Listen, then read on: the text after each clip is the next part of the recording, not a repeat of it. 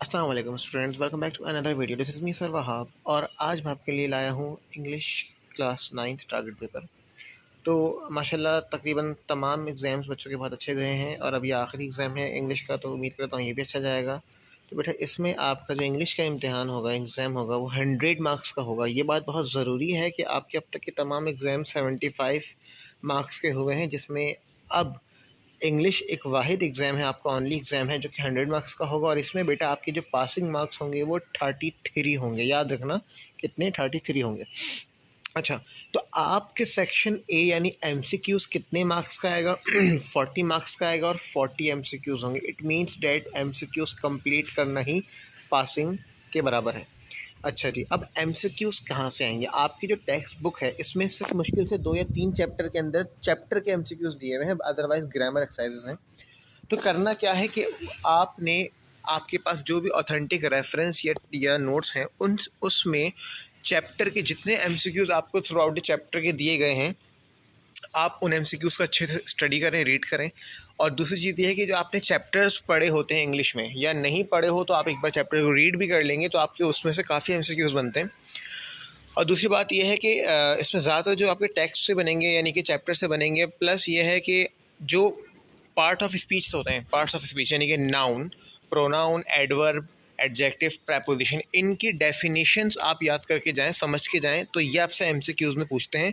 इसी तरह से एंटोनियम्स, साइनोनियम्स आपसे एमसीक्यूज़ में पूछते हैं और फॉर्म्स ऑफ वर्ब्स भी आपसे एमसीक्यूज़ में पूछते हैं। ठीक है, तो फॉर्म्स ऑफ वर्ब्स 5 होती हैं। बेसिक फॉर्म होती है, फर्स्ट फॉर्म होती है, second form, third form, fourth form. अच्छा, जो थर्ड फॉर्म होती है बेटा उसको पास्ट पार्टिसिपल कहते हैं। ठीक है, ये बात भी याद रखना। और जो फोर्थ फॉर्म उसको प्रेजेंट पार्टिसिपल यानी आईएनजी वाली फॉर्म कहते हैं। ठीक है बेटा, अब आपने फॉर्म्स ऑफ वर्ब को अच्छे से स्टडी करना है। अच्छा जी, अब सेक्शन बी की बात करते हैं। तो सेक्शन बी में आपका 40 मार्क्स का अगेन सेक्शन आ रहा है, इंपॉर्टेंट सेक्शन है। इसमें सबसे पहले आपने 5 क्वेश्चंस अटेम्प्ट करने हैं जो कि 7 गिवन होंगे।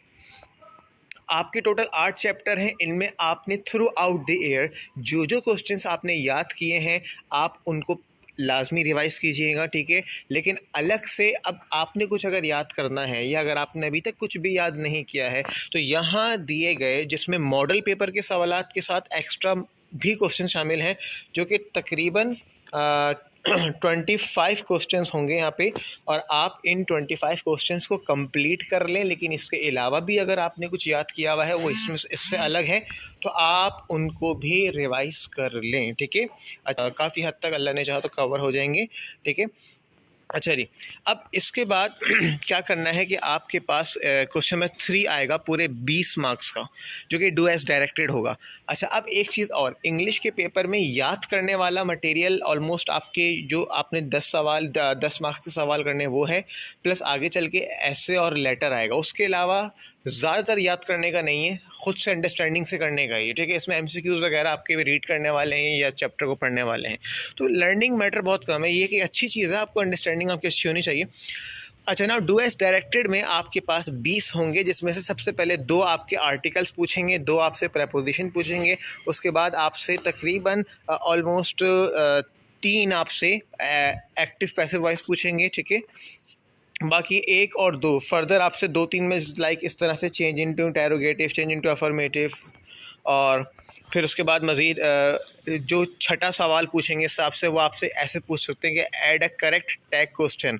सो टैग क्वेश्चन एक ग्रामेटिकल लैंग्वेज का पार्ट होता है। ठीक है, इसमें जैसे कि ना I do not play cricket well, तो इसमें आएगा am not I, like amn't I, like इसको कहते हैं कि क्या मैं बहुत अच्छे क्रिकेट खेलता हूँ, क्या मैं नहीं खेलता, ये एक उस तरह की स्टेटमेंट होती है। ठीक है, तो इसमें एंड में एम नॉट आई लगाएंगे, like amn't I. Okay, like aren't you, didn't you, इस तरह वाली बातें होती हैं।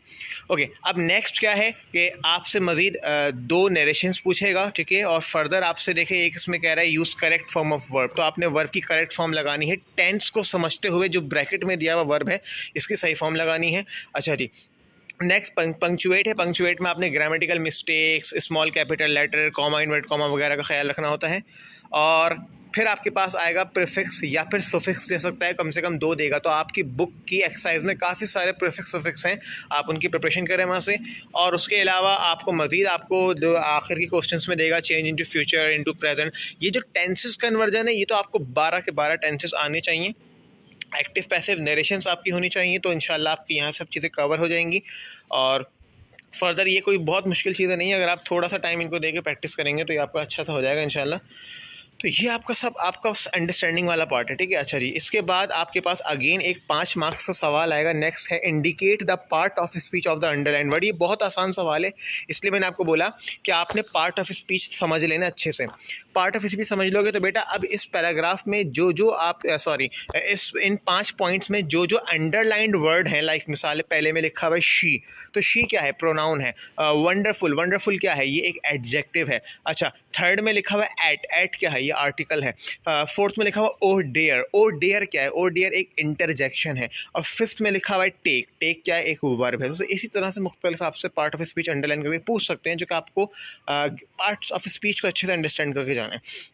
5वें सवाल में आपको ट्रांसलेशन करनी होगी, ये अनसीन होती है। आपको इसमें अच्छी बात यह है कि आपने उर्दू में ट्रांसलेट करना है, तो आप इजीली कर सकते हैं इंशाल्लाह, ये भी हो जाएगा। यहाँ आपका सेक्शन बी माशाल्लाह कंप्लीट हो गया और बहुत अच्छा होगा इंशाल्लाह। अच्छा, सेक्शन सी पे आओ तो 20 मार्क्स का सेक्शन है। यहाँ सबसे पहले आपके पास एक सवाल आएगा, उसमें आपको बोलेंगे कोई भी एक सिचुएशन सिनेरियो बता देंगे कि कुछ इस तरह की सिचुएशन है और आपने क्या करना है, right the incident in detail along. आपको कोई एक सिनेरियो बताया होगा और आपको बताएंगे कि आप उसको उस इंसिडेंट को डिटेल में लिखें with a brief picture of a whole trip. With a brief picture से मुराद है कि आप उसकी पूरी पिक्चर ऐसे बनाएंगे नहीं, आई मीन टू से उसकी कंप्लीट उसको इन वर्डिंग डिस्क्राइब करेंगे। बट ये एक अनसीन बात है, अगर आप बहुत अच्छे हैं ग्रामर में तो आप इसको अच्छे से कर सकते हैं, नहीं तो आप इन एसेस की तैयारी करके जाएं। एसेस यहाँ 9 हैं, ठीक है बेटा। लेकिन देखो इंग्लिश की या उर्दू में एसेस अक्सर औकात ऐसा होता है कि कोई बिल्कुल ही कोई न्यू टॉपिक या करंट अफेयर दे देते हैं।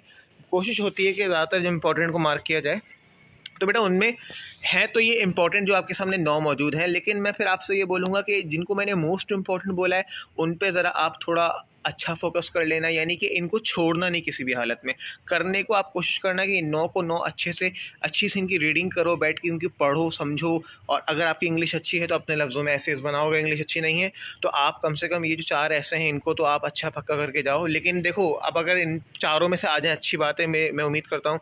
इन केस अगर कोई आउट होता है तो बेटा उसमें सूरत हाल ये होगी कि आपने टॉपिक को पहले अंडरस्टैंड करना है, टॉपिक में बात क्या मकसद क्या है। फिर अगर आपको वो ऐसे नहीं आता हो तो जाहिर सी बात है आपने कोशिश करनी है कि सबसे पहले उसका इंट्रोडक्शन लिखना है। इंट्रोडक्शन से बता दिए कि वो चीज़ है क्या, आप उसके बारे में क्या जानते हो। देन आपने ऑलमोस्ट कोशिश करनी होगी कि 5 पैराग्राफ बनाने हैं। पहला पैराग्राफ इंट्रोडक्शन का होगा, आखिरी कंक्लूजन। इंट्रोडक्शन और कंक्लूजन तो हम ईजीली सोच समझ के लिख सकते हैं, बीच का मैटर होता है वो मुश्किल लगता है। तो उसमें आप कोशिश कीजिए 3 पैराग्राफ बनाने की उस टॉपिक के हवाले से जो भी आपकी अंडरस्टैंडिंग है। लेकिन ये उस सूरत में कि अगर आपको कोई ऐसे ना लगे ना, लेकिन इंशाल्लाह अगर आप ये कर लें इंशाल्लाह अल्लाह ने चाहा तो इनमें से आपके ऐसे आ जाएंगे। उसके अलावा आपके पास सवाल आएगा एप्लीकेशन करें, क्वेश्चन नंबर 7 में, या आपके पास ऑप्शन होगा आप लेटर करें। तो बेटा मैंने आपको यहाँ पे मुख्तलिफ एप्लीकेशंस भी दे दी हैं, ठीक है। ऑलमोस्ट जो 3 एप्लीकेशन दी हैं, क्योंकि मैंने असल में लेटर पे ज़्यादा फोकस किया तो मैंने एप्लीकेशन ज़्यादा नहीं दी हैं। तो मैंने एप्लीकेशंस यहाँ तकरीबन 3 एप्लीकेशंस दी हैं, 4 एप्लीकेशंस दी हैं। तो आप इन जो एप्लीकेशन करना चाहते हैं वो इनमें से कर सकते हैं, अल्लाह ने चाहा तो इंशाल्लाह इनमें से भी आ जाएंगी। और जो लेटर करना चाहते हैं तो लेटर को मैं थोड़ा फोकस ज़्यादा रखा है। तो ये 6 लेटर दिए हैं, इनमें से लॉ एंड ऑर्डर वाला 10th क्लास में आ चुका था, बट अगेन आप उसको कंसीडर कर सकते हैं। और ये 6 लेटर आप कर लें इंशाल्लाह अल्लाह ने चाहा तो इनमें से आपके लेटर्स भी निकल जाएंगे। फिर आखिरी सवाल आपका आएगा रीड द फॉलोइंग पैराग्राफ। आपने इस पैसेज को पढ़ना है और इसके नीचे दिए गए सवालात का जवाब देना है, जिसमें बेटा मुख्तलिफ सवालात हो सकते हैं। अब उसमें पूछ सकते हैं like this passage is mostly about, ये पैसेज किस बारे में बात कर रहा है, आप उसको पढ़ेंगे तो आपको समझ आ जाएगा। एंड एनी रेलेवेंट क्वेश्चन उस पैराग्राफ से किए होंगे। कोई एक सवाल वैसे इसमें नहीं दिया हुआ, शायद कह दे कि कोई आप इसमें एक इसको टाइटल दें, एक अच्छा सा नाम दें। और चंद एक आध सवाल में आपसे ग्रामेटिकल बात पूछ सकता है कि इस पैराग्राफ में इस्तेमाल हुआ हुआ ये वर्ड है या ये वर्ब है, बताओ इसकी ये फॉर्म क्या होगी, इसका एंटोनियम क्या होगा, इसका साइनोनियम क्या होगा, इस तरह की बात है। बट ये अंडरस्टैंडिंग वाला पार्ट है, एट दैट मोमेंट सॉल्व करना होगा आपने, इसकी कोई तैयारी नहीं होती, ठीक है। सो यहाँ तक आपका इंशाल्लाह 100 मार्क्स का पेपर अच्छे से बआसानी मुकम्मल हो जाएगा। सो मेरी जो है वो दुआ है आप सबके लिए कि अल्लाह ताला आपको मज़ीद कामयाबी अता फ़रमाए और आप अच्छे से इम्तिहान की तैयारी कीजिए। और good luck for your exam और दुआ में याद रखिएगा। Take care. अल्लाह हाफ़िज़।